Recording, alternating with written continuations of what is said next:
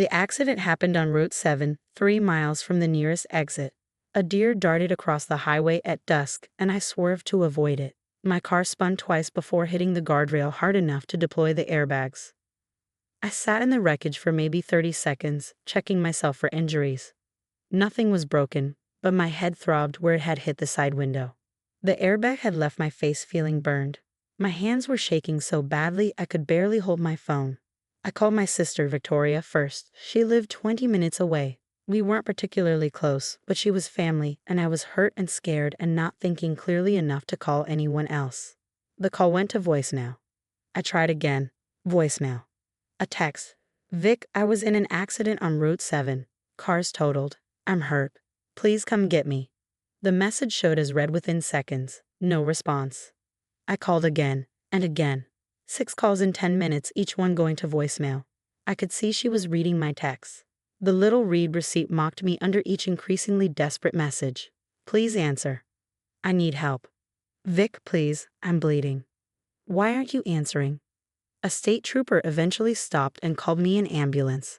I spent 4 hours in the emergency room getting stitches for the cut on my head and being monitored for a concussion. My phone sat on the hospital tray beside me silent.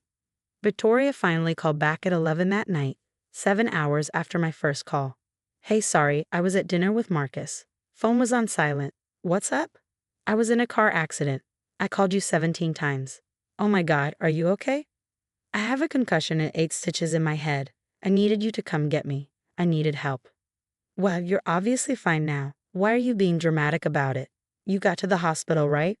So someone helped you. A stranger helped me. You're my sister. You saw my messages and ignored them. I didn't ignore them. I was busy. You can't expect me to drop everything every time you have a problem. I have a life, Hannah. That was 3 years ago. I think about it every time Victoria's name appears on my phone, which isn't often anymore. We exchange texts on birthdays and holidays, see each other at family gatherings where we make polite small talk. But the relationship we had before, whatever thin thread connected us as sisters, snapped that night on Route 7. What Victoria didn't know was that our grandmother had named me as trustee of her medical trust 2 years after the accident. Grandma Eleanor had established the trust specifically to ensure her grandchildren would have access to quality health care regardless of their financial circumstances. $500,000 set aside for medical expenses, properly invested and growing steadily. The conversation when she'd asked me to serve as trustee had taken place in her living room, 6 months before she died. She'd been frail but sharp, her mind still clear as crystal. I'm naming you trustee, Hannah. Not your parents, not Victoria. You. Why me? Because you show up. Every week for 3 years, you've shown up, driven me to appointments, managed my medications, sat with me through chemotherapy. Your sister visited twice in that same period, both times because your mother guilted her into it. She's busy with work. Everyone's busy. You made time. That tells me who can be trusted with responsibility. She'd squeezed my hand. Besides, I heard about your accident, about the calls Victoria didn't answer. I've been surprised. You knew about that? Your mother told me. Tried to defend Victoria, said she'd been at dinner and didn't hear her phone. But I know the difference between missing calls and ignoring them. Victoria made a choice that night. I'm making one now. Victoria was a beneficiary. So was I. But as trustee, I controlled the approvals. Any medical expense over $50,000 required my signature. Grandma had chosen me because I'd spent her final years visiting weekly, managing her medications, and driving her to appointments. She trusted me to make sound decisions about the family's medical care.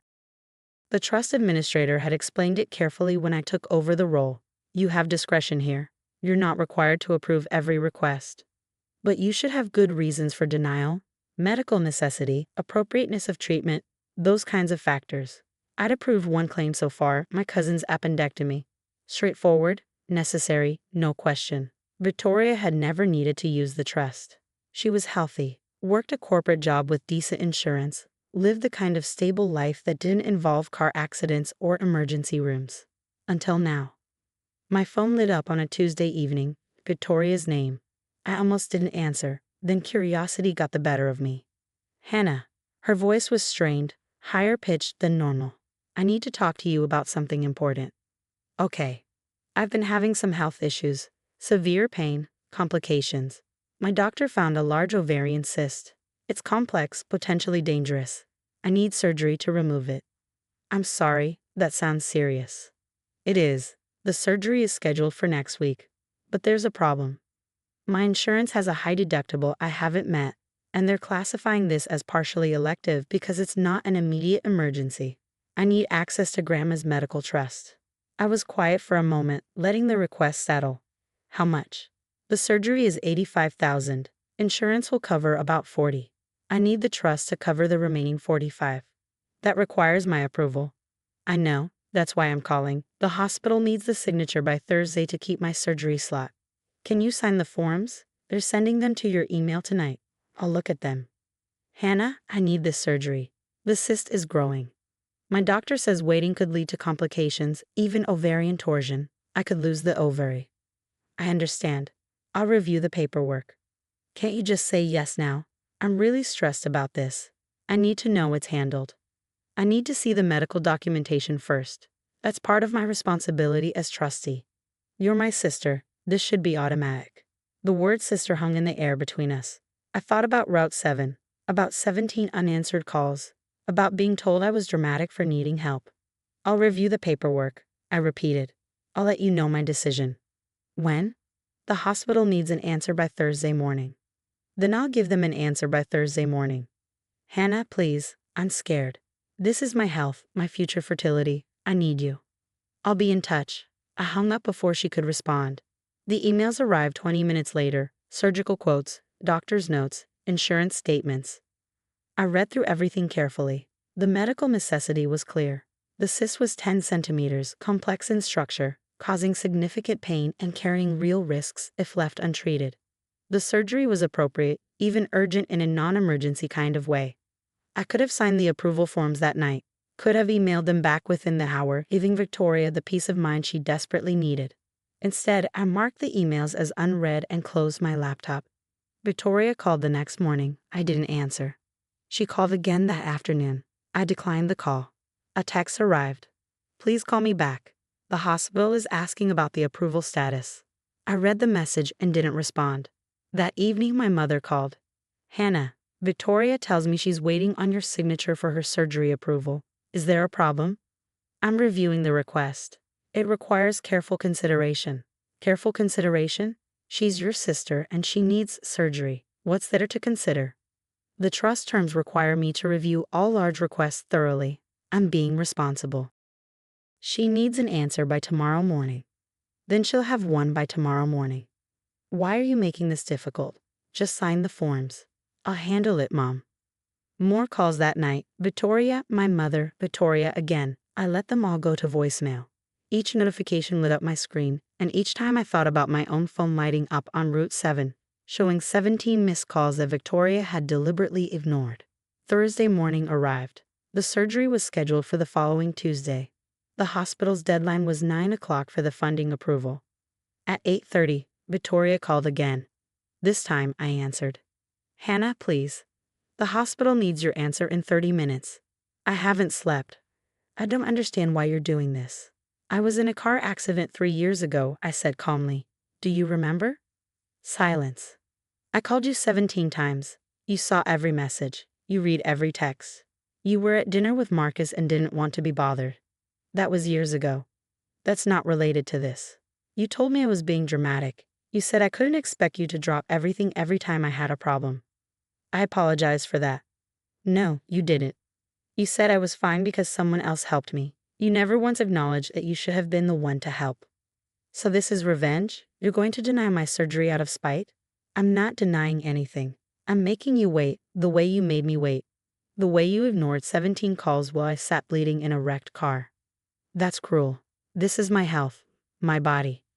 And that was my health too, my safety, but you were busy. I'm sorry, okay? I'm sorry I didn't answer your calls. I'm sorry I wasn't there for you.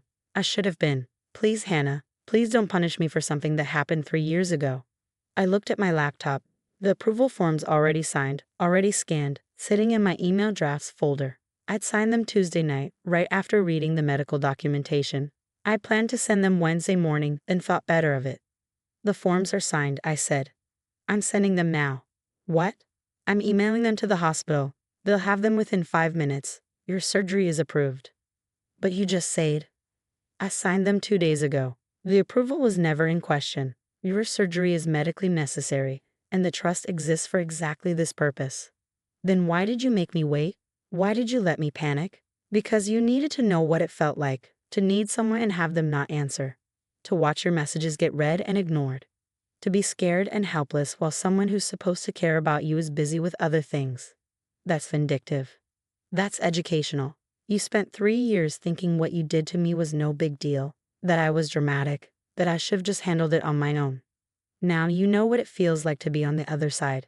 I said I'm sorry. You said you're sorry because you need something from me. 3 years, Victoria. 3 years you could have apologized. Could have acknowledged what you did. But you only care now because I have power you need. She was crying. I could hear it in her breathing. I didn't realize how much I hurt you. No, you didn't, because you didn't care enough to think about it. Are you going to hold this over me forever?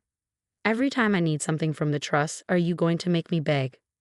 I'm going to make sound medical decisions based on trust requirements. What I'm not going to do is pretend we have the kind of relationship where you can call me in crisis and expect immediate support. You ended that relationship on Route 7. We're family. Family answers when you call 17 times from an accident. What we are is people who share parents and a grandmother who left us a medical trust. I'll honor my responsibilities to that trust, but don't mistake my professional obligations for sisterly devotion. I sent the approval forms while we were still on the phone. I heard the email notification sound on her end. You have your approval, I said. Your surgery will proceed as scheduled. Recover well. Hannah, wait. I hung up. My mother called 10 minutes later. Victoria says you approved the surgery, but you were cruel about it. I fulfilled my trustee obligations appropriately and in a timely manner. She's upset. She's also approved for surgery, which is what mattered. You're her sister. You should have made this easier for her. Like she made things easy for me when I was bleeding in a crashed car? My mother sighed. Are you ever going to let that go? Let it go? I don't think about it obsessively. I moved on with my life. But when Victoria calls needing something from me, yes, I remember. I remember being ignored when I needed her. And I make sure she remembers too. That's not forgiveness. You're right, it's not. Forgiveness requires acknowledgement. Victoria has spent 3 years acting like what she did was nothing. So she got a taste of what nothing feels like. Victoria's surgery went ahead as scheduled. I received the claim documentation afterward. Everything had gone well. The cyst removed. The ovary preserved. She'd recover fully. She sent a text 3 weeks post-surgery. Thank you for approving the claim. Not thank you for being there for me. Not thank you for covering my surgery. Just thank you for approving the claim. As if I were a bank clerk processing paperwork. I responded, that's my job as trustee. Glad your recovery is going well. Professional. Distant. Exactly what our relationship had become. My mother kept trying to broker peace. You were sisters. This grudge is going to eat at you. But it wasn't eating at me. I slept fine. I worked, lived my life, managed the medical trust with appropriate care, approved another claim for my cousin's physical therapy, reviewed documentation for a nephew's orthodontics, made sound decisions based on medical necessity and trust terms. And when Victoria needed something, I made her wait just long enough to remember, not long enough to cause harm, not long enough to be derelict in my duties. Just long enough to make sure she felt a fraction of what I'd felt. Some people call that petty. I call it proportional. She ignored 17 emergency calls while I bled in a wrecked car. I made her wait 48 hours for a surgery approval that was never in question. We're family, she'd said. And she was right. Family is the people who show up when you need them, who answer emergency calls, who don't make you beg for help while they finish dinner. What we were was 2 people bound by paperwork and shared DNA. And if she needed medical funding, I'd approve it appropriately and on time. But if she needed a sister who rushed to her aid, she should have thought about that on Route 7. Some lessons take 3 years to teach. Mine took 48 hours. I'd say we're even, but we both know that's not quite true.